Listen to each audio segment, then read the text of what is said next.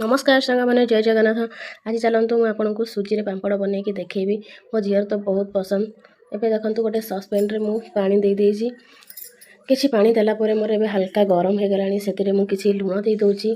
लुण दे सारा परे मोटी गोटा जीरा भी देदेवी कहीं पापड़ को जीराटा बहुत बढ़िया लगे ता स्मेलटा। एबे जीरा और पानी मोर भलसे फुटी गलानी सेतिरे मु कंचा सुजी ऐड कर दोछि।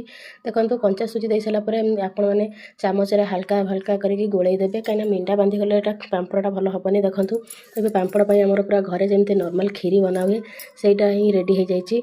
एबे छातर गोटे धड़ा जरी नेकी मु रखिकी से जो सुजी खीरी की चामच रे देकी मु पूरा गोल गोल करके पापड़ एठे पकई दोछि।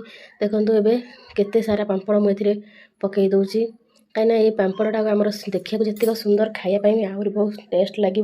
ये पापड़टा आमर 2 दिन पूरा खरारे सुखापी छाड़ीदबा। देखो ये आमर पूरा 2 दिन पर्यंत खरारे सुखी जाइए।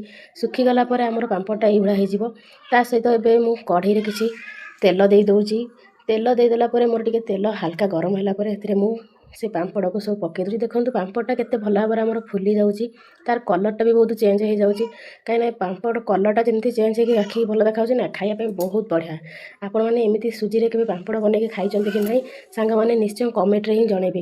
ये पापड़टा को देखंतु एबे मु धरिकी देखौछि ताको भांगी देले केमती देख पूरा चूना ही भांगी जाउछि। रहिली सांग मैंने।